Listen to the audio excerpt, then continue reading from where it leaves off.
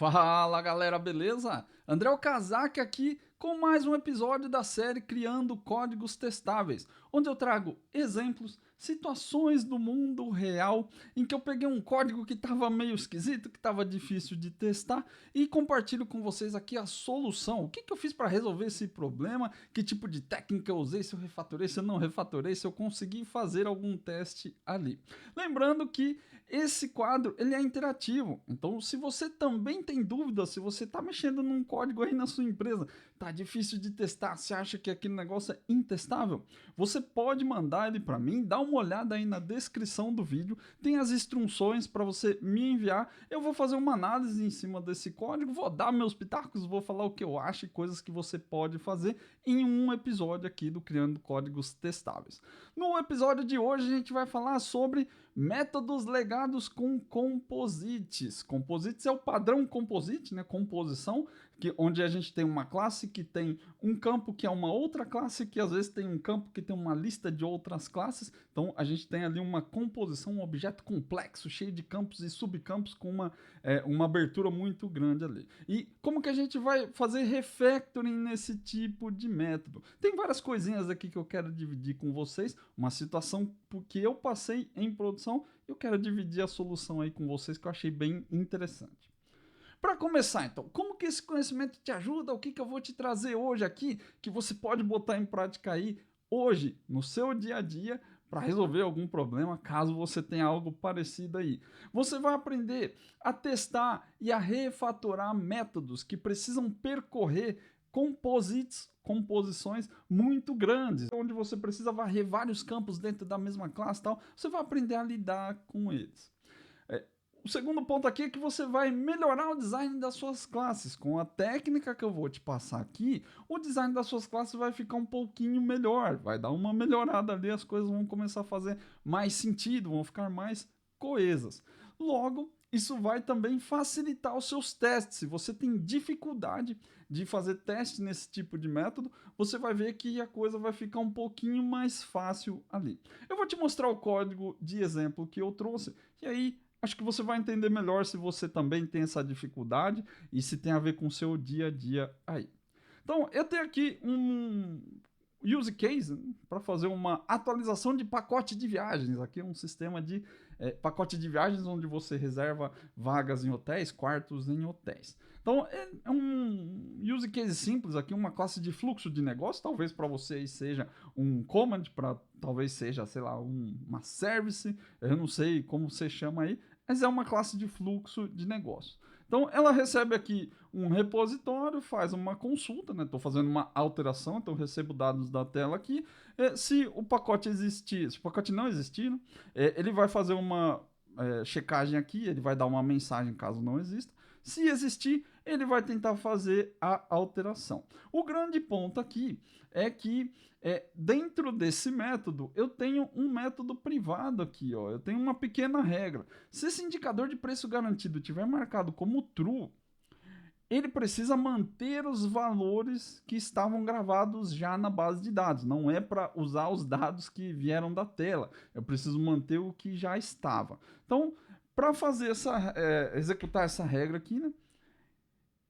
Ele percorre aqui o nosso objeto pacote de viagens, que é esse cara aqui, que é um domínio, né? Então ele tem aqui o número do pacote, o indicador de preço garantido, e ele já é uma composição, então ele tem uma lista de hotéis. A classe hotel, por sua vez, tem seus próprios campos, com seus campos de valor aqui, e tem uma lista de quartos também. Então ele já por si só já é uma composição, e eu tenho mais algumas composições aqui que você vai ver nesse método, ó. Então, ele percorre aqui a lista de hotéis, ele precisa pegar o pacote que está gravado na base e precisa atualizar o pacote novo com os valores que já estavam na base, não é para pegar o que veio do request. Então, é mais ou menos isso que ele está fazendo aqui, ó. Ele pega aqui o valor da estadia, o valor líquido, o valor dos adicionais e pega do pacote antigo, né, para cada hotel aqui. Para os quartos é a mesma coisa. Então ele faz um outro for, porque lembra que nosso hotel, cada hotel tem uma lista de quartos, né? E ele faz aqui um outro for, ele procura aqui pelo ID do quarto, né? Cada quarto tem um ID, e faz a mesma atualização aqui, ó, valor da diária, valor do desconto. Dentro do quarto, a gente ainda tem um objeto aqui de taxas extras. Ele faz uma outra checagem, tem um outro nível ali dentro, só que esse é um objeto simples, não é uma lista de taxas. E aí eu tenho lá dois campos, fator temporada, fator fim de semana, ele mantém aqui também. Então depois que ele faz todos esses loops, varre todos os hotéis, todos os quartos de todos os hotéis, ele retorna aqui o pacote novo alterado. E aí sim eu faço a alteração aqui porque eu chamo o meu repositório com o método atualizar. Isso aqui é um código bem comum. Eu tromo com esse tipo de código aqui na nossa aplicação lá. Praticamente toda semana, né, aparece alguma coisa do tipo, que é a tratativa comum que a gente aprende a fazer. Pô, tem um objeto, vou fazer um loop em cima deles ali, crio um método aqui para fazer esse tratamento e tá tudo beleza. André, mas se isso aí é muito comum, então por que isso é um problema? Se todo mundo faz assim, qual que é a treta aí no meio? Para entender um pouquinho melhor o problema, vamos dar uma olhada nos testes que a gente precisa gerar. Na minha situação ali, na vida real mesmo, no meu trabalho, quando eu peguei esse código, eu precisava fazer uma alteração. Então, o primeiro problema que eu peguei é que esse código ele não tinha testes, ou seja, já era um legado. Só para relembrar aqui a definição de legado, né? Porque às vezes a gente fica pensando que código legado é aquele código que você está mexendo de um sistema que é de 10 anos atrás. Né? E nem sempre é isso. Na maioria das vezes, vamos colocar assim, eu acho que até é. Se você trabalha numa empresa grande, muito provável que você já está passando muito mais tempo mexendo num sistema que existe do que criando um sistema novo. Depende aí de como você trabalha, aonde você trabalha. Talvez se você trabalha em consultorias, você tenha uma tendência maior a mexer em projetos novos, porque a consultoria vem de projetos, né? Mas se você trabalha numa empresa grande aí do mundo corporativo, às vezes nem tão grande, uma empresa média, é muito provável que você está trabalhando em cima de um sistema que já existe. Você corrige bugs, você atende chamados dos usuários, tickets dos usuários, você implementa melhorias naquilo que já está em produção. E muito comum também que a gente não tem testes nesses caras. Então, a definição de métodos legados que a gente usa aqui no canal é código sem teste. Se você pega um código que não tem teste, ele é um legado. É assim que eu penso aqui dentro do canal. Ah, mas eu acabei de botar esse sistema em produção e ele não tem teste. Ele é um legado também? Ele é um legado, porque o grande problema de você não ter testes e o que torna esse código legado é a dificuldade de dar manutenção. É muito mais simples você mexer, criar um sistema do zero, né? Apesar de ter todo um desafio sobre estrutura, sobre arquitetura, sobre não sei o quê, você cria ali um código novo e ele está inteiramente sob a sua responsabilidade. Ou talvez do seu time, né? Mas mesmo assim, o seu time ele tende a não ser tão grande assim. Um sistema que já está em produção, ele provavelmente passou pela mão de várias pessoas, da pessoa que entregou o projeto a primeira vez, as pessoas que deram manutenção naquele sistema. Então ele já é um pouco mais judiado ali em termos de código. Se você não tem testes, a manutenção fica mais difícil. Então tem uma tendência maior de ter muita gambiarra dentro do seu código que não tem teste ali, que já está em produção. Então, mesmo que você tenha acabado de colocar esse sistema em produção, se você não colocou teste nele, aqui a gente considera ele como um código legado também. Se alguém for lá mexer no seu código, não tem teste, e aí se precisar refatorar, vai ter que ser só com coragem mesmo, né? Porque ou você tem teste, ou você tem coragem para fazer um refactor. Então, esse aqui é um exemplo bem parecido, lembrando que esse exemplo também não é exatamente igual, né? É uma adaptação do problema que eu enfrentei lá. E aí eu comecei a fazer os testes aqui. Ó. Então, primeiro teste que eu fiz. Deveria retornar erro se não encontrar pacote ao atualizar. Estou fazendo um teste desse if aqui. Ó. If pacote atual is null. Né? Preciso que entre aqui para passar por esse teste. Aqui um pequeno disclaimer. Né? Nos últimos vídeos eu falei sobre o jeito errado de você fazer testes, que é olhar para o código. Né? Um erro muito comum, a gente olha para o código e escreve testes. Na ocasião aí, eu falei que o ideal é que você faça testes sempre olhando para o requisito, testar requisitos. Você precisa verificar se o seu código faz aquilo que o seu cliente precisa, e não aquilo que os devs entenderam que ele precisa, que é o que o código descreve aqui. Mas lá naquele vídeo, eu não sei se você viu ou não, vou deixar ele linkado aqui em cima. Se você quiser assistir, dá um pause aqui, assiste lá e depois você volta. Na ocasião, então, eu falei que existem situações em que talvez você precise sim de um teste de cobertura.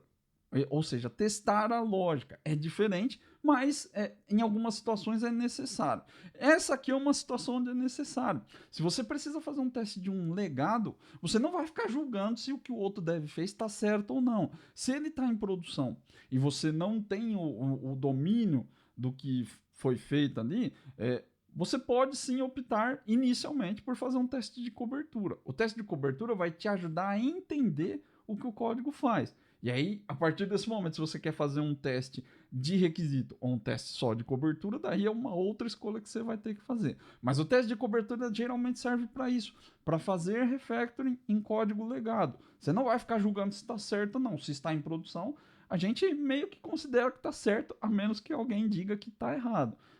Vai que está funcionando, você mexe alguma coisa que quebra, né?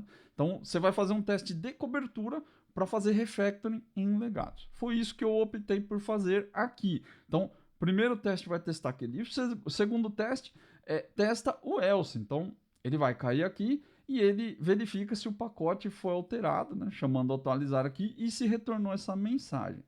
No caso, eu não preciso testar se chamou atualizar, porque não tem necessidade, né?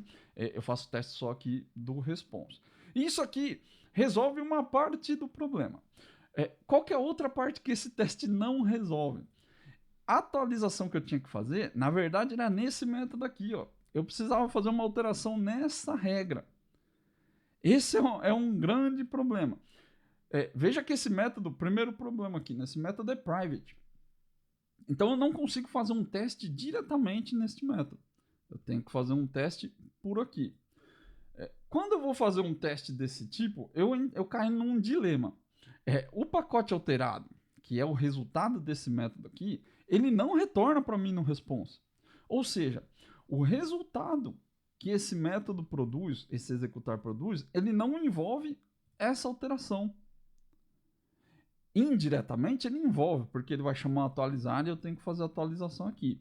Mas eu não sei, olhando para a resposta do método, né, para o response, eu não consigo afirmar com certeza que passou pelas regras desse método aqui, porque ele é private. Então, também já falei sobre isso outras vezes, né? É o problema de você ter métodos private muitos métodos private, né? Dentro das suas classes. Métodos longos, isso aqui já é um problema. E aí, quando a gente pega coisas que são mais complexas, classes mais complexas, com muitos campos, com muitas tratativas, o nosso código ele tende a ficar mais complexo também. Esse aqui é um belo exemplo, né? A pessoa que desenvolveu isso aqui, ela provavelmente podia ter colocado esse código aqui dentro do if. Só que ela deve ter optado aqui, ela viu e falou, pô, mas aí o método vai ficar grande demais. Então, muitas vezes os devs, eles acham que um código grande demais, para resolver, né, um problema de um código ser grande demais, é só picotar ele em métodos menores. E métodos private, né? Eu divido aqui, fica mais fácil de ler, fica mais simples e beleza. Às vezes até fica mais fácil de ler. Só que isso não reduz a complexidade do seu código. Ele continua difícil de dar manutenção. Veja que o grande problema aqui é que existem muitas regras dentro do mesmo método. Não é que exatamente dividir o negócio em métodos menores vai resolver esse seu problema. Ele ajuda, mas não resolve o problema. A regra ainda está aqui, ó. A pessoa só tirou de um lugar e colou em outro. Veja que até ele devolve o mesmo pacote que ele recebeu. Ó. Então, a complexidade em si não está em dividir em métodos menores ou porque seu método tem muitas linhas. É um indicador. Se seu método tem muitas linhas, provavelmente sua classe está fazendo coisas demais. Mas às vezes não é só dividir em métodos menores. Aqui a gente tem muitas regras, olha só. Eu preciso ler todos os hotéis. E aí eu vou fazer uma cópia aqui de um lado para o outro. Depois eu preciso procurar um hotel. Ou melhor, um quarto, né? para fazer a alteração num quarto, porque eu recebo um quarto aleatório e eu preciso ver se é o mesmo quarto para fazer a atualização. Depois tem uma outra regra aqui, ó, pode ter taxa extra, pode não ter. Se tiver, você atualiza. É uma regra, pode parecer para você aí que não é uma regra. Só um find é uma regra? Sim, um find também é uma regra. Ver se está nulo ou se não está é uma regra. Tudo isso veio de algum lugar e tem algum motivo. Rodar todos os quartos, isso também é uma regra. E aí isso talvez se reflita em testes. Então, veja que aqui um dos grandes problemas é que tem muitas regras no mesmo método. A gente só dividiu ele em métodos diferentes. Mas ele é private. Então dá na mesma você quebrar aqui ou deixar aqui. Eu não consigo chamar esse método do lado de fora. Né? Para testar esse método aqui, eu preciso testar esse método. Então já é uma outra dificuldade. Uma terceira dificuldade aqui, ó, olhando para o método, parece um pouco esquisito. Eu tenho uma classe aqui que é atualizar pacote e eu tenho um método aqui, manter valores ao atualizar. Até faz sentido manter valores do pacote. Mas veja que dentro do método manter valores ao atualizar, eu estou atualizando os hotéis, eu estou atualizando os quartos e eu estou atualizando as taxas extras. Então já começa a deixar de fazer sentido, porque o lance aqui desse use case, desse fluxo, era testar, atualizar o pacote de viagem. Mas no final estou atualizando um monte de coisa. André, mas não é assim que funciona? É assim que a gente aprendeu. Porque provavelmente isso aqui vem de um pensamento de gente que programou com o VB6, por exemplo, com o ASP3, que era muito procedural. A gente não tinha orientação objeto de verdade nesses caras. Tinha lá alguns objetos, você dava new numas paradas lá e tal. Mas aquilo não era orientação objeto de verdade. A galera do Java vem de uma cultura diferente, onde eles tendem a pensar mais em encapsulamento, em objetos. Tem uma base mais forte de OP. Infelizmente a galera do .NET não tem. Tirando as pessoas que migraram de outras linguagens, né? Mas a galera que veio do legado aí do VB6, do ASP3, do VBNet também, apesar dele ser orientado a objeto, né? A gente tem um pouco mais de dificuldade de entender esse tipo de movimento, né? Mas por que tem que vir aqui? Por que eu tenho que ter uma classe com um método só, com uma linha só? Tem um monte de coisa ali que a gente acha que é exagero, mas não é. É só porque a gente aprendeu a fazer desse jeito. E aí parece normal. Mas isso é um problema. Sua classe está fazendo coisas demais aqui. Ó. Dá para notar que começa a ficar estranho, começa a soar estranho. Talvez não soe para você, mas começa a prestar mais atenção nisso. Quando você tem um método desse tipo aqui, ó, ele tem uma tendência bem grande a ficar gigantesco. Porque se seu objeto aumentar, se aparecer aqui no taxas essas aparecer mais campos, esse campo vai entrar aqui, ó. Vai entrar aqui na linha de baixo. Se aparecer uma regra, olha, eu só posso atualizar os quartos se o quarto tiver vago, ou se o quarto já tiver com a reserva fechada, você vai ter que colocar mais um if aqui no seu código. Então são várias coisinhas que você vai tendo que anexar aqui. E aí, como eu disse, quando você entrega o seu sistema, isso não é um problema. Quando você dá manutenção, começa a ser um problema. Seu método engorda, ele fica gigante. E aí você fica perguntando, como é que um método chega a ter 200, 500 linhas? É desse jeito. Geralmente ele não nasce com as 500 linhas. Ele nasce com 10, 20. Só que ele já faz coisas demais. E aí quando o pessoal vai dando manutenção, as coisas que ele faz começam a aumentar. Então esse é o grande problema. Pode não parecer um problema para você agora, mas com certeza isso vai ser um problema em algum momento. E aí o último ponto é que o teste começa a ficar mais complexo. Nesse caso aqui eu não fiz teste, porque eu já sabia que eu precisava de refactoring nesse ponto. É um padrão que eu já conheço, então eu já sabia que seria um problema. Como você poderia fazer um teste desse caso? Ele não retorna o pacote aqui para você, mas tem algumas formas de você fazer o teste. Do jeito que está esse código aqui, com o método private, você pode fazer um teste usando o verify do atualizar. Então eu já tenho um mock aqui do repositório e eu consigo usar mock.verify aqui. O que você pode verificar? Você pode verificar se o objeto que chegou dentro do atualizar, se ele foi alterado de acordo com as regras. Então você pode montar um setup aqui e só dar um mock repo.verify. Eu não vou entrar no detalhe aqui de como você faz isso, porque esse não é o ponto agora. Não quero te ensinar a fazer coisas complexas. Esse teste ele fica bem complexo de entender. Talvez em outras aulas aqui de mock você veja, mas eu não gosto nem de ensinar como é que faz, porque eu não quero que você se perca. Mexer com mocks é uma coisa difícil. O mock ele pode ser uma coisa muito simples, mas ele também pode ser muito complexo.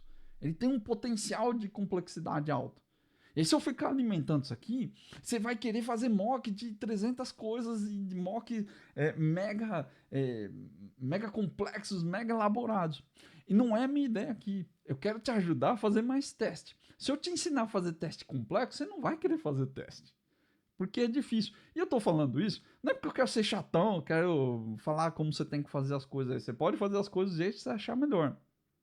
Mas entre fazer um teste mega complexo, que talvez seu time não consiga dar manutenção, eu prefiro que você aprenda a simplificar as coisas para deixar seu código mais simples e não ter a necessidade de fazer testes mega complexos. Eu acho que é bem melhor, né? Então, são opções que você faz. Eu tô sempre na vibe aqui de tentar te ensinar coisas simples para que você simplifique seu dia a dia. Não para deixar, não quero te ensinar a ser um gênio do mock aqui e aí você vai fazer código que ninguém consegue mexer, né? Então, nosso maior objetivo aqui no canal é simplicidade. Ser simples não é fácil, parece que é, mas não é, né? É difícil. Com orientação a objeto, a gente tem várias coisas para resolver. Então, se o teste começar a ficar difícil, pode ter certeza que é um indicador de problema, sim. Então, como que a gente vai resolver esse problema? Né? Você não vai fazer mock mega complexo, então como é que a gente faz? Refactoring. Vamos fazer refactoring no nosso código original e foi a solução que eu fiz lá. Agora, como que eu sei que eu tenho que fazer refactoring, né? ou melhor, né? que é uma opção melhor fazer o refactoring do que optar por um teste mega complexo? Primeiro ponto é que se você achar que o teste está ficando muito difícil, é melhor você tentar não se embananar. Então, se você começar a fazer seu teste e você vê que o setup está muito complexo ou que ele está muito longo, você tem muitas linhas para fazer setup, provavelmente você está começando a ir por um caminho que não é bom. Você está indo para o caminho da complexidade e não da simplicidade. Isso aqui para mim é um limite. Ó. Algumas linhas de setup aqui. Mesmo que você tenha muitas linhas, às vezes você pode até ter várias linhas aqui, porque você tem, às vezes, muitos mocks. Talvez 3, 4 mocks. Mas o grande problema é você ter um monte de setup diferente. Aí, provavelmente, seu teste já tá, seu código já está fazendo coisas demais ali, você vai se embananar. Então, se o negócio está começando a ficar muito difícil aqui, melhor parar e dar uma olhada no seu código. Talvez tenha alguma coisa para mexer lá. Uma outra coisa que você precisa observar: muitos asserts. Se você começar a ter muitos asserts dentro do mesmo teste, é um indicador de que seu código está fazendo coisas demais. E aí, se você tem um código que faz coisas demais, você vai ter um teste que faz coisas demais. Um código que faz coisas demais é muito complexo. Ou tende a ficar ainda mais complexo com o passar do tempo. Logo, vai gerar testes complexos, que também vão aumentar de complexidade com o passar do tempo. Então, para você evitar a bola de neve, fica de olho, melhor fazer refactor. Um outro ponto aqui que é bem interessante, não sei se você já parou para pensar nisso. Tem muitas vezes que você tem um método numa classe sua que ele vem marcado com um aviso do Visual Studio aqui, ó. Esse membro não acessa, vou falar em português, né? Tá em inglês. Esse membro não acessa dados de instância e pode ser marcado como estático. É um aviso do próprio Rosner aqui com o linter do Visual Studio. Então, ele já está falando aqui, ó, cara, você não acessa nada de instância aqui, ó. Então, coisas de instância é, por exemplo, um campo da própria instância, né? Nesse caso aqui, a gente acessa. O pack-repo aqui é um campo private que a gente recebe a dependência aqui do repositório. Nesse caso aqui, ele não recebe nada. Ele recebe 2 pacotes de viagem aqui, ó, mas que a gente configura eles daqui de dentro do próprio método. Ou seja, esse método ele não faz nada que tenha a ver com essa classe. Então, se a gente vier aqui só marcar ele como static, a nossa chamada aqui não quebra, olha só. Então dá na mesma de ser static ou não. Nesses casos, geralmente, isso indica que o seu método está no lugar errado. Se o seu método não faz nenhum acesso aos campos do próprio objeto, provavelmente ele pode ser movido de lugar, porque do jeito que ele está aqui, não serve para nada. Não é que não serve para nada, ele está no lugar errado. Né? Ele não tem relação com a classe onde ele está, ele tem relação com outra classe. Então, esses são indicadores que, quando você olhar para eles aí e sem identificar coisas desse tipo, pode ter certeza que já é um bom começo ali para você pensar em refatorar. É por isso que eu sempre digo que teste de unidade é uma coisa muito interessante para te mostrar problemas no código. Veja que dos indícios de refactoring, que tem vários, não são só esses, estou listando 3 aqui porque são os que eu usei na ocasião para esse exemplo aí, mas veja que nesse exemplo, dos 3 pontos de refactoring que eu citei aqui, 2 deles vêm do teste de unidade. Então, quanto mais teste você faz, mais visível essas coisas vão ficar para você. E mesmo que você não tenha tanta experiência assim em fazer teste, estou te dando 2 indicadores aqui que são visuais. A hora que você vê, você vai conseguir entender. Eu conheço uma galera que se mata com setup, cara. Fazer setup de mock é difícil. E a galera fica, pô, mas eu fiz um mock aqui e não funcionou. E aí eu vou ver o mock do cara lá, meu, um mock mega complexo, às vezes nem eu entendo o que tá escrito. E, pô, cara, certeza que você precisa fazer um negócio desse? Eu não sei se você precisa, sabe? Você pode fazer. Programadores têm uma tendência a se atrapalhar, a tropeçar nas próprias pernas, assim. A gente quer fazer coisas mega elaboradas, que parece, não sei, às vezes parece que fazer um negócio mais complexo dá a entender que a gente é mais inteligente. Nossa, olha o que o cara fez, olha o que a pessoa fez lá, que fantástico, que lógica rebuscada aqui. Isso não é mérito nenhum. Você pode até achar que assim, mas quando a gente é mais novo, a gente até pensa assim, mas com o tempo você vai entender que isso não vale a pena. Sabe? Não vai por esse lado, não. Fica na simplicidade. A vida não precisa ser tão difícil quanto você acha. Se o computador só enxerga 0 e 1 lá, por que você tem que fazer um monte de outras tralhas? Né? Vamos deixar a coisa simples. Não é tão difícil quanto você imagina. É só porque talvez você está tropeçando nas suas próprias pernas. Esses são os indicadores que eu usei. Então, para mim ali, já bateu algumas coisas, principalmente esse do static. Então, pô, bora pro refactor. Agora, como é que eu vou fazer esse refactor? Não é tão difícil também quanto você imagina, só dá muito trabalho. Então, tem que ter paciência. Baby steps. Se você não tem ideia do que você vai fazer, vai devagar, vai passo a passo. Uma coisa de cada vez. Não tenta pensar em 300 milhões de coisas ao mesmo tempo. Você vai se atrapalhar. Vai ser difícil. Então, lembra, simplicidade. Vai devagar. E você vai ver que muitas vezes, mesmo sendo um programador experiente, mesmo sendo um dev que testa, que já pegou a manha, já pegou o ritmo do teste, muitas vezes o Baby Steps te mostra coisas que você não estava enxergando. A gente tem muito um hábito, todo dev tem, né? De programar na cabeça antes de botar na IDE. Então a gente imagina código, a gente visualiza, mentaliza código. Não é exatamente ruim, às vezes tem coisas boas aí, às vezes tem coisas ruins, mas de forma geral, a gente mentaliza isso com base em experiência, coisas que a gente já fez no passado, que é natural. É só que, às vezes, as coisas que você imaginou no passado não servem para o seu presente. Pode ser um contexto diferente. Então, andar devagar, passo a passo, muitas vezes te faz pensar melhor para onde você tem que ir e o que você precisa. Então, uma outra dica aí. Se você não sabe para onde você vai, você não tem ideia do que você tem que fazer, baby steps. Vai devagar, faz uma coisa de cada vez, quebra em passos menores. E aí, com o tempo, mexendo no código, você vai ter mais clareza. Essa é uma técnica que eu uso para fazer refactoring. Quando eu não estou passando aqui um negócio que eu li no livro, estou passando uma coisa que eu uso no meu dia a dia. Se eu estou muito perdidão, eu paro, dou uma respirada, então vamos devagar e vamos com o teste. O teste vai ajudar aqui, então vamos cobrir e aí depois a gente vê como que faz. Para fazer esse caso aqui, ó, eu peguei uma outra classe de teste que eu já deixei pronta. Vou abrir ela aqui.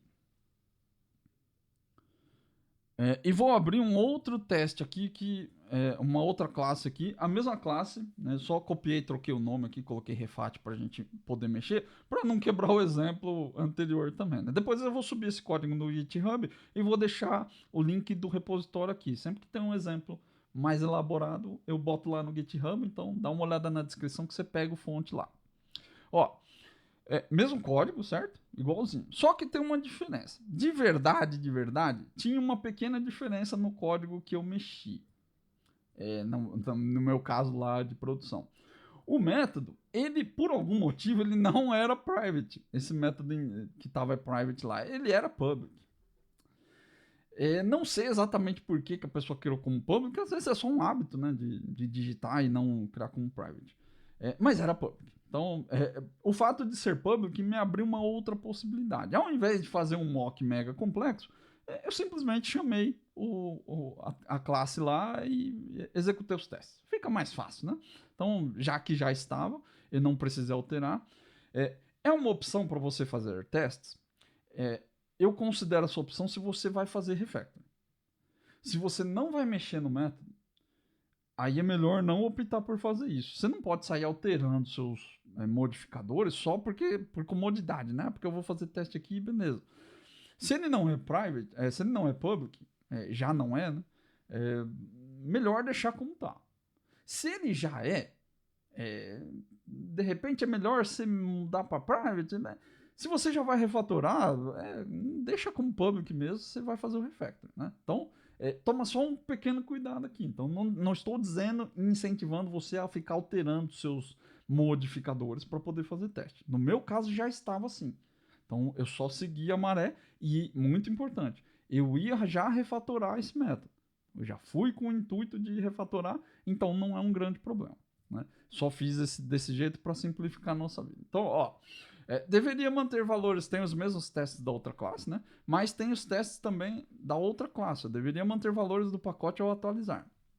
Então, vou gerar aqui um pacote novo, um pacote antigo, com os valores que eu vou atualizar lá no hotel, e vou chamar o meu método aqui. Ó. A diferença é que, em vez de chamar o executar, eu vou chamar o manter valores ao atualizar. Então, primeiro teste aqui, ó, atualizar o valor do pacote, que na verdade é o hotel, né? Porque o pacote não tem valores. Aqui, manter valores dos quartos. Então, é o mesmo setup bem parecido, só que agora eu vou descendo na hierarquia, né? Então, eu preenchi só o hotel, agora eu vou preencher os quartos. E aqui você já começa a observar algumas das coisas que eu falei, né? Seu setup, ele começa a ficar grande. Olha só quantas linhas de setup eu tenho aqui, ó. No outro teste só tinha 4, né? Agora eu já tenho 79 até os 116. Então, tem mais ou menos aí umas 40 linhas, 35 linhas. Mais ou menos. Já é bastante linha de setup, né? Tem mais aqui ainda, né? Ó, 120. Então já tá para mais de 40 linhas aqui. Já é um setup grande. O outro problema que eu falei, ó, muitos asserts, tá vendo? Ó? Como ele faz um loop nos quartos, eu sou obrigado a fazer assert em 2 quartos, pelo menos. Veja que eu até já fiz uma variação do teste, ó, porque aqui no quarto, na lista do pacote original aqui, né? O ID do quarto tá na ordem 1 e 2, mas no outro pacote tá 2 e 1, né? Porque lembrando que a nossa classe aqui ela faz um find, então já estou aproveitando para ver se o find funciona. Nas taxas, ó, nosso setup começa a ficar maior, 2 asserts, né? Não são 2 setups. Aqui, ó, nosso setup já fica maior, porque eu tenho que ter o quarto e as taxas extras. Então, ó, a hierarquia já começa a descer. Como eu disse, isso é um padrão muito comum. A gente vê esse tipo de código aqui em um monte de lugar. Se você faz teste de unidade, você percebe. Se você não testa, para você tanto faz. Né? Ficou bom, ficou tranquilo, para mim tá beleza. Por isso que é importante fazer teste. Segundo passo. Agora que eu já cobri com testes, vamos quebrar essa classe em métodos menores. Ao invés de fazer aqui, marcar como estética, como o Visual Studio falou, a gente pode tirar esse método da classe atualizar pacote. Não tem sentido ela estar aqui, porque ela é estática, então ela pode ser movida para outro lugar. Faz muito mais sentido eu mover esse método para a classe pacote e viagem. Porque ela devolve ela mesma. Ó. pacote viagem, devolve no final o pacote novo. Se eu só fizer a troca aqui, ó, já resolve o problema. Então, vamos fazer essa alteração aqui, ó. Ele é public. Então, a gente já remove daqui. E vamos colar lá no nosso pacote de viagem. E ao invés de retornar um pacote de viagem, a gente deixa ele como void, porque ele vai alterar a si próprio. Então, vamos tirar aqui, ó, pacote novo e tira o return também. Aí a gente simplesmente remove essas referências aqui, ó, e problema resolvido. Um refactoring mega simples, tá vendo? Só tirei de um lugar e movi para o outro, já resolve bastante dos meus problemas. E aqui, pacote alterado, para a gente não quebrar o build, né? Vamos alterar ele aqui, ó. Beleza, certo? Refactoring mega simples. Veja que isso aqui, se você ler o livro de refactoring do Martin Fuller, ele até nomeia esse tipo de refactoring, né? Mover função, vou tirar de um lugar, vou colocar em outro. Esse é um refactoring baby steps. Às vezes para você parece que isso aqui não é refatorar, mas é. Lembra? Você não precisa reescrever tudo. Refactoring baby steps, uma coisa de cada vez. À medida que você vai alterando, você vai vendo se fica melhor, se fica pior. Então, ó, movemos daqui, ó, podemos mover os testes daqui também. Ó.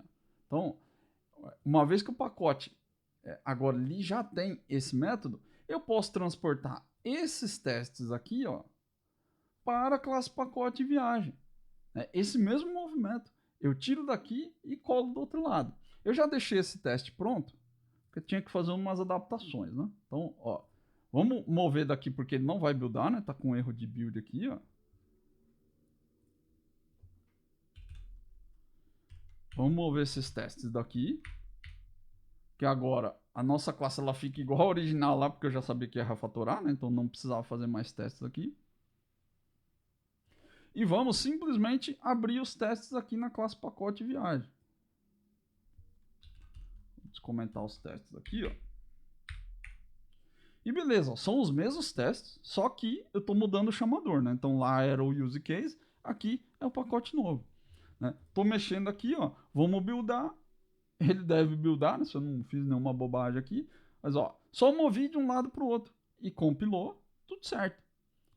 Nosso teste continua rodando aqui, ó. Vamos até rodar os testes aqui, deixa eu ver se dá para rodar eles. Só para você ir acompanhando. Ó. Atualizar pacote refatorado. Já tem uma série de testes aqui, ó.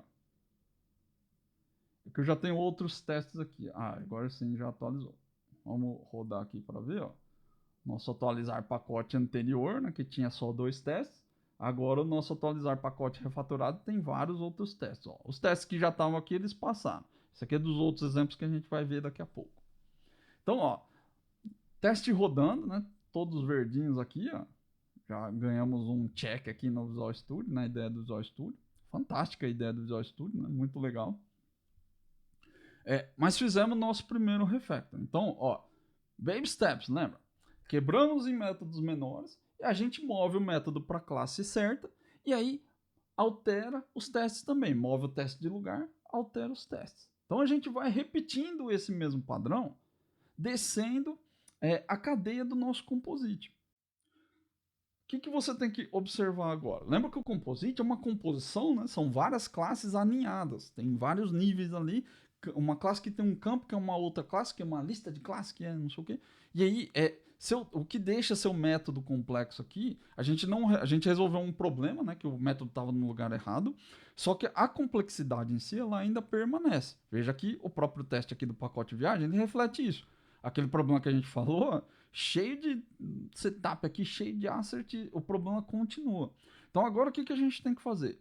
Volta aqui no nosso Baby Steps, né? No nosso guia Baby Steps aqui, ó. E vamos entrar num loop até o negócio ficar bom. Então, já temos teste, já está coberto. O que a gente tem que fazer agora? Vamos voltar. Movemos de um lugar para o outro, movemos os testes. O teste está cobrindo? Agora vamos fazer de novo. Quebra em métodos menores. Como que eu faço essa quebra agora? Agora, a gente vai seguir uma outra regra. Cada classe tem que ter sua própria regra. Então, quando você está dentro de uma composição, você deve, não é que você deve, eu recomendo que você evite fazer loops preenchendo ou acessando coisas dentro das classes internas. Então, nesse caso aqui, ó, ao invés de preencher o hotel por aqui, dentro da classe pacote viagem, é melhor preencher esses campos dentro da classe hotel. Por quê? Porque isso é uma regra da classe hotel, não da classe do pacote. Eu estou lidando com campos da classe hotel. Ah, André, mas eu só estou preenchendo, eu preciso mover isso aqui? Precisa. Lembra do que eu falei lá no começo? Sua classe não nasce complexa. Seu método não nasce complexo. Ele começa tranquilão, desse jeito aqui, ó. Ah, isso aqui é molezinha. Daqui um ano, isso aqui está cheio de código novo. Então o que você está fazendo aqui é separa suas responsabilidades, segue o SOLID, lembra lá do S, princípio de responsabilidade única. Cada classe responde por si mesma. Então, se eu tiver que perguntar para alguém sobre o valor total da estadia do hotel, eu tenho que perguntar para a classe hotel, não para a classe pacote viagem. Se o pacote viagem responde pelos campos do hotel, o pacote viagem está fazendo coisas demais. Ah, mas ele tem a lista de hotéis, né? Sim, ele tem a lista de hotéis. A lista de hotel é outra coisa. Então, o pacote viagem ele vai responder pela lista de hotel, não pelo hotel. Responder pela lista é diferente. Por que é diferente? Se eu tiver que pegar um hotel X aqui, ó, quem vai pegar esse hotel é o pacote de viagem. Porque ele responde, é um agregado de hotéis, né? Se a gente for seguir a nomenclatura do DDD. Então, ele responde pelo conjunto de hotéis, mas ele não responde pelo hotel. Se ele precisar de alguma coisa do hotel, ele pega do próprio hotel. Se alguém precisar de alguma coisa sobre a lista de hotéis, dentro desse pacote de viagem, e olha como o falar, né, como o conversar com o seu cliente, resolve esse tipo de dúvida. Se eu tiver que saber, dentro do pacote, se algum dos hotéis está com vagas, você vai perguntar para quem? Se você quiser saber da lista de hotéis dentro de um pacote. Então, para quem você pergunta? Para o pacote de viagens. É a grande diferença de você entender o requisito, falar com o seu cliente, ou só olhar para o código. Né? Para o código é muito cômodo você fazer tudo dentro aqui do pacote de viagem. Ele acessa todos os objetos indiretamente. Então é isso que eu quero que você entenda. Não é que isso aqui é um grande crime, mas você simplesmente está fazendo as coisas no lugar errado. Isso vai adicionar complexidade em algum momento na sua aplicação. Então, bora mover agora do hotel, fazer esse refactoring no hotel. O que a gente vai fazer então? Vamos pegar esse código daqui. Vamos copiar. Aliás, vamos até copiar isso aqui, ó. Só para a gente levar o nome. E aí a gente leva aqui para o hotel. Ó, manter valores ao atualizar. Só que aqui a gente vai trocar para hotel. E pode trocar aqui o nome para o hotel antigo, que é o mesmo que estava aí. A gente vai tirar o loop, porque não precisamos do loop, né? E agora, olha só. Eu tiro esse cara aqui. Ficou mais fácil. Eu tiro esse cara aqui. Troco ele para hotel antigo. E não preciso de loop, não preciso de nada aqui, ó. Aí que beleza. Ficou mega simples agora. Então, uma coisa que estava no meio aqui, perdido de um monte de linhas, ele virou só um método de 3 linhas. Sua vida agora fica muito mais fácil. Se você tiver que fazer um teste no hotel, é mais fácil. Aqui tem um outro ponto, né? Veja que o hotel, na hora de fazer a atualização no hotel aqui, ó, ele não dá o find nos quartos, né? Não dá o find no ID do hotel igual tem no quarto. Então, se no pacote antigo a lista de hotéis estiver numa ordem diferente, isso aqui vai bugar. Então, aqui você já pode fazer uma implementação. Se você tivesse que fazer ela aqui, ó, você ia ter que fazer algo muito parecido com isso aqui, ó. Hotel novo. Na lista de hotéis eu vou dar um find. E aí aqui eu vou trocar para HT, que H já tem, né? ID do hotel. Ponto ID do hotel. E aí, ó, eventualmente, assim como esse cara aqui tá reclamando, eu teria que alterar aqui para hotel novo, né? E ele vai reclamar aqui, o linter reclama também, o hotel novo pode ser nulo. Mas por que ele pode ser nulo? Porque o find, ele retorna um nullable hotel. Que ele pode encontrar, mas ele pode não encontrar. E se ele não encontrar, retorna nulo. O que talvez você tenha que fazer aqui, ó? If hotel novo is not null. Aí você faz essa parada aqui, ó. Mas talvez eu possa ter hotel, mas não possa. Ou talvez eu tenha que checar porque eu tenho que ter o hotel, porque se eu não tiver o outro hotel aqui eu tô salvando o negócio errado. Será que eu tirei o hotel da lista nova? Será que eu não tirei? Algumas coisas aqui para você ver sobre regras. Não vou colocar essa complexidade aqui, porque senão o tempo estoura e a gente não consegue passar por tudo. Mas veja que, se eu tiver que fazer essa alteração agora, começa a ficar mais simples. Por quê? Porque agora o hotel, ele tem aqui já os campos. Então, eu posso colocar uma outra validação aqui do seguinte. Se o hotel, de repente o hotel antigo que entrou aqui não é o mesmo hotel, que tem esse mesmo ID, né? ID do hotel, igual a hotel antigo.id do hotel. Aí você faz. Se ele não for o mesmo hotel, você deixa quieto e não altera nada. Olha só como o seu método vai ficando mais simples. Ó. Ao invés de chamar tudo isso aqui, ó, você pode simplesmente fazer hotel novo, ponto, manter valores, passando o hotel antigo. E aí ficou bem mais simples. E aí agora aqui no hotel, a gente precisa cobrir essa alteração com testes. Também já fiz esses testes aqui, né? Vou descomentar alguns deles aqui, ó. Só para você ver. Ó, então, deveria manter valores do hotel atualizar. O que a gente vai fazer aqui, ó? Vamos pegar esses testes, hotel novo, que é esse cara aqui, só tem a lista de quartos, né? E o hotel antigo, que são os valores adicionais. E aí eu vou fazer o assert aqui, ó.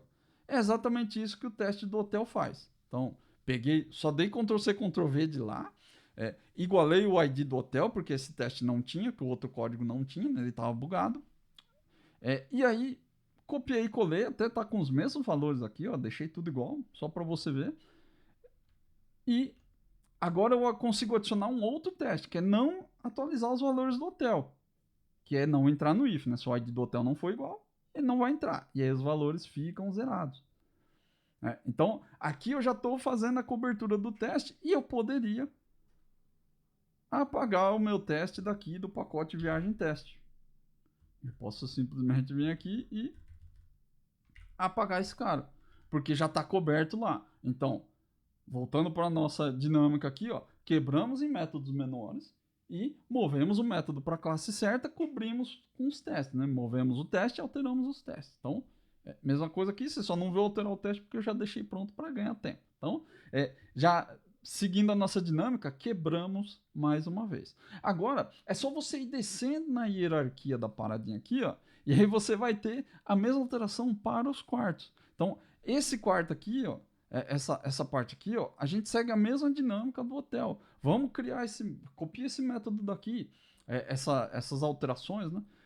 Todas essas regras aqui, ó, posso copiar lá para a classe quarto. Então, também já deixei pronto esse cara aqui. E aí, olha só, aqui eu fiz uma outra opção, né? Então, mesma dinâmica lá do hotel, ele checa o ID do quarto, traz aqui o valor da diária, e aqui eu fiz uma opção. Veja que taxas extras não é uma lista de taxas, é um objeto simples. Esse cara aqui é o que lá no DDD a gente chama de VO, ele não tem ID, ele não tem nada do tipo. Então, ele é só um objeto para armazenar valor. Como eu já sei, e aqui é uma característica contextual, né? Eu sei que ele não vai ter outros campos, ou pelo menos não muito breve, né? Então eu optei por fazer o teste junto com a classe do quarto. Faz muito sentido que isso aqui esteja na classe taxas. Mas como aqui eu sei, no meu caso também sabia que a classe não tem uma tendência a mudar, né, nesse sentido aqui, mantive o teste e segui a linha. Então, ficou todo mundo dentro da mesma classe aqui e o teste reflete isso. Então, o teste do quarto, se a gente olhar aqui, ó, quarto teste, ele já tem mais coisas, olha só, manter os valores do quarto ao atualizar. Mesmo esquema lá, ó, eu só copiei o teste aqui da classe pacote viagem teste, ó, mesmos valores, ID 99, né? Aqui não tinha o ID, né? Também coloquei o ID lá no outro teste. Mas olha só a diferença, como você já começa a ver que a coisa começou a ficar mais simples, né? Esse cara aqui, ó, Olha o setup dele, o tamanho de setup. Olha quantos asserts eu tive que fazer. Para o teste do quarto, não preciso fazer tudo isso, eu só preciso testar o quarto. Ó. Então fica bem mais simples. E olha o tamanho do meu setup. Pô, é bem melhor, né? 6 linhas. Aqui, nem sei quantas linhas deu, mas tinha um monte de linha lá. Nosso setup ficou mais simples, nosso teste ficou mais simples também. E aí, ó, consigo fazer agora o teste do ID do quarto não bater, porque é uma regra que não tinha. E aqui eu fiz uma separação. Dentro do próprio teste, eu testo aqui as taxas extras. Ainda manteve aqui um pouco do problema anterior, né? Estou fazendo um teste das taxas extras dentro da classe do quarto. Mas ainda assim eu estou chamando agora aqui a classe do quarto, né? Já ficou um pouco melhor. Nesse teste anterior aqui, ó, eu estava fazendo o teste do... Ele saiu daqui, né? Mas eu estava fazendo o teste da classe pacote viagem dentro da classe de teste do use case. Por que eu estou fazendo esse teste aqui, né? Nada a ver. É um indício também de que sua classe está fazendo coisas demais. Né? Por isso que a gente refatorou e moveu as coisas. Então, olha como o seu teste começa a ficar mais simples, ó. Tá vendo? As coisas começam a ficar mais fluidas, começam a fazer mais sentido. E aí isso acaba se refletindo no seu código. Então, na verdade, são espelhos, né? O código fica mais simples, seu teste fica mais simples também. Agora, voltando aqui para a classe pacote viagem, como é que o negócio fica? Eu já posso mover essa parte aqui do código, né? Eu já posso mover, não preciso que o pacote de viagem faça tudo, mas eu posso dar essa atribuição para o hotel. Então lembra que ele é uma composição. Vamos seguir a mesma linha. Quem que tem que responder pelos quartos? É o pacote de viagem? Não, é o hotel. Então se eu preciso atualizar os valores do quarto, eu preciso pedir para o hotel fazer isso. Não posso fazer isso no pacote de viagem, porque senão o pacote de viagem vai fazer coisas demais. Ele pode fazer? Ele pode porque ele acessa. Mas não deveria. Então a gente pede para o hotel atualizar. E aí eu já deixei pronto aqui uma outra alteração. Agora o nosso hotel. Ele tem um método aqui, valores, manter valores atualizar, mesma coisa que a gente já tinha feito, só que ele faz o loop dos quartos. Por que ele faz o loop? Porque é ele que responde pela lista de quartos. Mas na hora de atualizar o quarto, lembra daquele esquema lá. Eu não vou pedir para a classe do hotel atualizar o quarto. Eu vou pedir para o quarto se atualizar. Então, ó, manter valores a atualizar é aquele método que a gente viu lá. Então, a cadeia, ela vai chamando dentro do próprio composite. E aí você tem que tirar vantagem disso, né? Porque se já existe uma estrutura hierárquica, você precisa respeitar essa estrutura, né? Então, se cada classe responde por ela mesma, você não precisa complicar a chamada lá de cima. Você vai simplificando ela, distribuindo responsabilidades pela cadeia. E aí seu código vai ficar mais simples. Aí, ó, essa complexidade vem para a classe hotel. E aí, aqui no hotel, eu já falei, lembra que eu falei que eu ia explicar depois sobre os finds, né? Aqui, ó, eu já coloquei o obter quarto. Então, se o hotel responde pela lista de quarto, se eu tiver o ID do quarto, quem me dá o quarto a partir do ID? O quarto não pode se oferecer pelo ID, né? Porque ele só tem o ID dele mesmo. Quem tem a lista é o hotel. Então você passa o ID pro hotel e fala assim, ó, me dá o quarto. E ele vai te entregar o quarto aqui, ó. E aí dentro desse método, eu já consigo fazer uma verificação. Então, no nosso caso aqui, é obrigatório ter o quarto. Se não tiver, é porque você está alterando o negócio errado. Então ele já faz a checagem do nulo aqui também. Ó. Ele garante que o quarto existe, né, porque ele vai dar o find. E se o quarto não existir, ele vai dar um throw exception e vai retornar o quarto que ele achou. Isso faz com que eu não precise ficar testando se retornou o quarto da lista. Ou seja, em todo lugar que eu consumir e obter quarto, eu posso ter a certeza que ele vai retornar. Veja que aqui, ó, não está dando mais nenhum alerta no Visual Studio. Porque ele garante, obter quarto retorna um quarto. Não é um nullable quarto. Não pode ser nulo. Se for nulo, ele vai dar um exception. Então eu estou encapsulando uma regra que para você às vezes parecia simples, mas talvez não seja tão simples, né? Já pensou se você tivesse que checar nulo em todo lugar aqui? Quantas vezes você já não fez isso? If nulo, busca, vê se está nulo. Busca, vê se está nulo. Se você testar, você vai ver que isso é incomum. Toda vez você precisa ver. Então preciso ver se retornou e aí cai num teste lá. Isso aqui é uma simplificação da regra, né? tô encapsulando em algum lugar, não preciso mais me preocupar com isso. E aí a coisa fica mais simples. Então, isso também vai se refletir na classe pacote viagem. Vou alterar aqui, ó. Então, lembra que ele estava desse jeito? A gente já simplificou aqui o hotel novo. Mas eu também já tenho esse método pronto aqui embaixo. Olha só como o método ficou bem mais simples. Então, ó, mesmo padrão, criamos aqui um obter hotel. Que segue a mesma linha, né? Se não encontrar o hotel, ele dá um exception. E agora, olha quantas linhas tem o nosso método manter valores ao atualizar. Ele tem 4 linhas. Ficou muito mais simples. Ele simplesmente roda a lista de hotéis. E aí agora, o nosso teste, ele também pode começar a ignorar as coisas do quarto. Ele não precisa fazer esses testes, porque esses testes já estão lá na classe quarto. E aí, olha só, acaba que a classe pacote viagem teste, ela ficou sem teste nenhum. Por que isso aconteceu? Porque, na verdade, quem aplica a regra aqui, ó, é o hotel. Talvez você possa sim testar. Isso acho que é uma dúvida que a galera fica também, né? Eu vou buildando aqui o projeto, só para a gente rodar os testes lá para você ver que está tudo rodando agora. Mas muita gente fica com dúvidas sobre esse ponto, pensando assim, mas, pô, beleza, eu fui descendo na responsabilidade, mas assim, no final das contas, a classe hotel chama a classe quarto. E a classe, você viu que os testes rodaram aqui, né? Mas a classe pacote viagem, ela também chama o hotel. Então ela precisa de testes, né? Sim, esse método precisa de teste. Agora, o que a gente vai testar aqui? A gente vai testar a lista dos hotéis, né? A relação da nossa classe pacote viagem com a lista de hotel. Assim como a sua classe hotel, ela não testa o quarto, né? Ela testa a relação do hotel com os quartos, que é o que a gente tem aqui.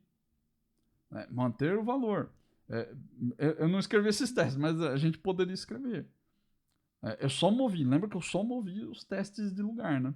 Então aqui precisaria complementar. O pacote de viagem precisa testar aqui o manter valores, só que agora ele não precisa testar se tudo do manter valores funcionou. Eu só preciso ver se a função foi chamada. Então um teste simples em cima do hotel aqui já resolveria. Vou fazer um exemplo aqui só para você visualizar. Vamos pegar aqui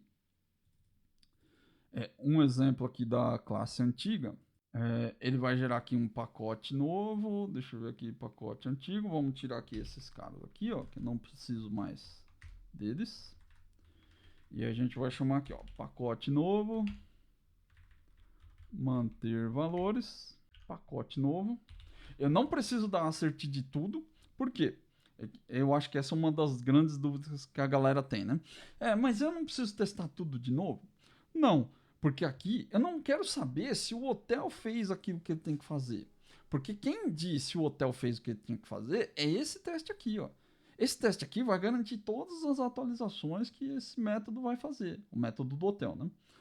Lá no pacote de viagem, eu só preciso verificar se ele achou o cara pelo ID, né, porque ele vai procurar pelo ID, e se ele fez a atualização que ele tinha que fazer. E o cara do ID, ele também vai ter seus próprios testes, assim como o hotel teste tem aqui, ó, deveria obter quarto por ID. A gente pode fazer testes aqui do obter ID, obter hotel por ID, que é esse método aqui, ó. Então, ele vai ter seus próprios testes. Eu não preciso ficar testando isso. O que eu preciso saber? Se eu passar uma lista de hotel, ele vai atualizar algum dos valores que ele precisa atualizar no hotel. Se ele atualizou, tá de bom tamanho. E aqui sim, eu posso testar 2 hotéis. Então posso simplesmente vir aqui, ó, e diminuir as nossas linhas de setup. Acho que precisa só dar um new no quartos aqui, porque senão vai dar erro lá no nosso objeto original lá. E aqui, new hotel. Não preciso preencher o valor, né, que vai ficar zerado. Só a lista de quartos. E aí, ó, já diminui a quantidade de asserts também. E o teste fica mais simples. Vamos buildar aqui para ver. Mas veja que aqui eu não quero saber se o hotel fez certo. Eu só quero saber se o hotel, se ele passou pela regra do hotel. né, que é agora a função da nossa classe pacote viagem. Ela não se altera. Eventualmente, se eu tiver uma alteração em algum valor do objeto pacote, né, da classe pacote, eu vou colocar ele aqui. Mas agora, se eu tiver uma alteração na classe hotel, eu vou colocar essa alteração aqui dentro.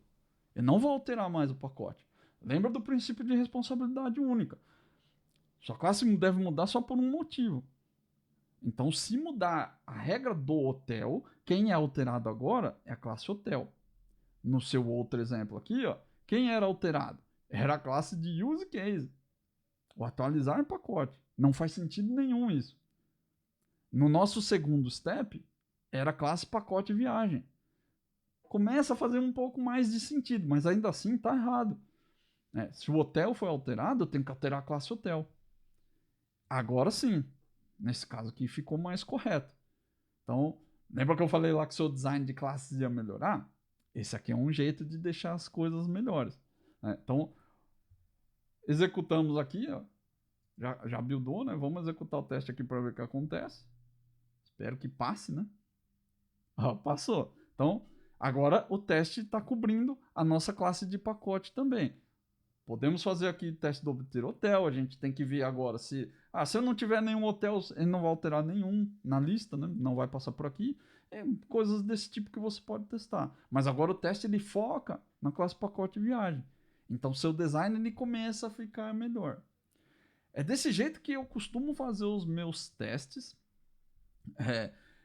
Que eu costumo fazer os meus refactorings também, né? Se eu tiver que fazer uma alteração, eu acabei de fazer isso, tenho que fazer em outras classes também, né? Que já tem problemas muito parecidos lá, mas era isso que eu queria dividir com vocês, um método de fazer um refactor. Muitas vezes você fica meio perdido ali, não sabe direito como fazer, tá aí uma dica de como você pode fazer. Baby steps, cobre com teste, quebre métodos menores, move o método para a classe correta, depois você move o teste e altera eles. Então, cobrir com testes é muito importante, né? É difícil fazer esse refactoring sem ter a segurança dos testes. Então, esse processo aqui ele é bem mais demorado, né? Tentei resumir ele o máximo possível, mas é uma coisa que demora. Só que vale a pena. Você viu que o design no final, ele saiu disso aqui, ó, método private, com um monte de tralha aqui, ó, e virou isso aqui, ó. Uma coisa simples, com o método onde ele tem que estar. Responsabilidades divididas. Ele segue a composição. Né? Então, se eu precisar chamar o hotel, ele vai fazer os quartos. Se eu precisar só do quarto, eu posso chamar só o quarto. Fica muito mais reaproveitável. Né? Então, o código ele fica melhor. Não é uma questão de ficar feio, de ficar bonito. Às vezes as pessoas pensam muito nisso. Né? Mas...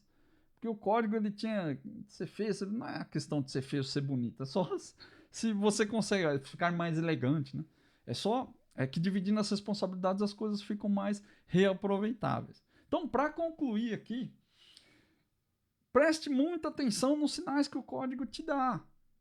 Se o negócio está ficando difícil de mexer, está ficando complexo, o código está meio esquisitão, está ficando com muitas linhas, todos esses sinais que eu passei aqui, ó, se o método pode ser estático, presta atenção nesses sinais, eles falam muito com você. Olha os warnings do Visual Studio, importante você prestar atenção neles, não ignora eles não. Às vezes você recebe uma informação ali que você não estava prestando atenção, mas aquele alerta vai te trazer para a realidade.